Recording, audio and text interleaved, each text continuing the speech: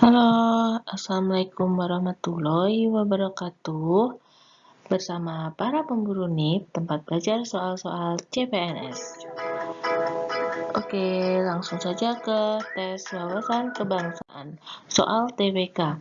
Soal TWK yang pertama, tujuan negara kesatuan Republik Indonesia yang tercantum dalam pembukaan UUD 1945 identik dengan negara kesejahteraan welfare state yang dikemukakan oleh A. Sahyang, B. Niccolo Machiavelli, C. Dante Alighieri, D. Immanuel Kant, atau E. Cronenberg. Jawabannya adalah E. Cronenberg.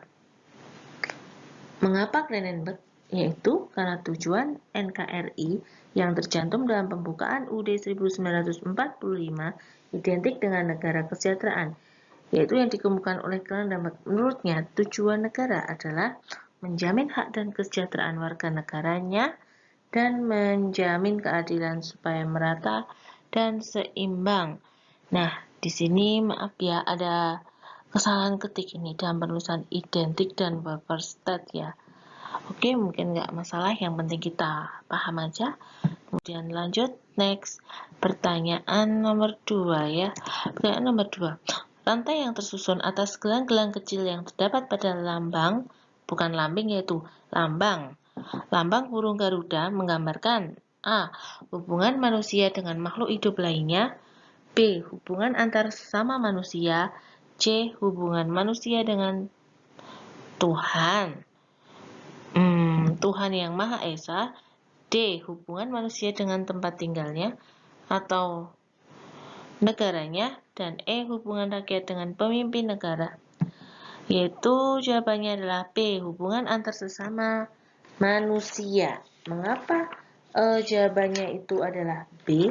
Karena rantai itu tersusun atas gelang-gelang kecil, menandakan hubungan antara manusia satu dengan yang lain yang saling berhubungan atau berkaitan. Sedangkan pada gelang yang berbentuk persegi menggambarkan seorang pria, sedangkan gelang yang berbentuk lingkaran menggambarkan seorang wanita. Jadi, antara bulat dan persegi tadi itu saling menyatu, intinya saling berhubungan ya. Maka dari itu, jawabannya adalah B, menggambarkan antara hubungan antar sesama. Next, soal nomor 3. Pancasila dapat dijadikan sebagai sarana dalam menghadapi, aduh yang ngetik gimana ini ya, menghadapi pengaruh dari luar yang dapat membahayakan, bukan membahayakan, kelangsungan hidup sosial budaya bagi bangsa Indonesia.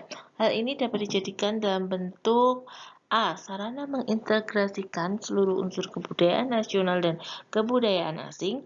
B. Filter terhadap budaya asing yang bersifat negatif yang masuk ke dalam budaya nasional. C. Sarana untuk menyatu padukan seluruh unsur budaya luar yang akan masuk ke Indonesia. D. Penyaring terhadap budaya yang menguntungkan terhadap ekonomi dan sosial. E.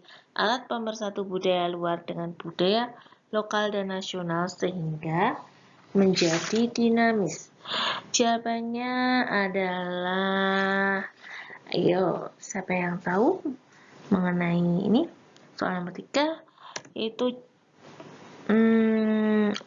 B. Filter terhadap budaya asing yang bersifat negatif yang masuk ke dalam budaya nasional.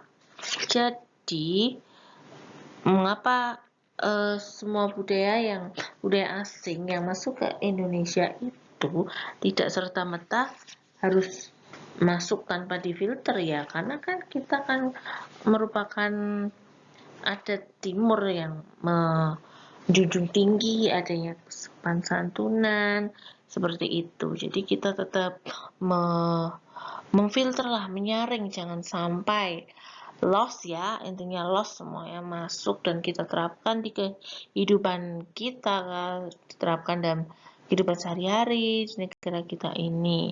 Oke, langsung lanjut aja ke pertanyaan nomor berapa ini ya? Tadi 4. Urutan kedudukan status wawasan Nusantara yang tepat adalah mengenai status kedudukan Nusantara yang tepat. A. Ketetapan nasional politik dan strategi nasional wawasan Nusantara Pancasila UD 1945. B. UD 45 Ketetapan Nasional Banus Pancasila Politik dan Strategi Nasional. C. Wawasan Nusantara Ketetapan Nasional Politik dan Strategi Nasional UD 45 Pancasila. Dan D. Pancasila UD 45 Wanus Ketahanan Nasional Politik dan Strategi Nasional. E. Politik dan Strategi Nasional Wanus atau Wawasan Nusantara Ketahanan Nasional Pancasila.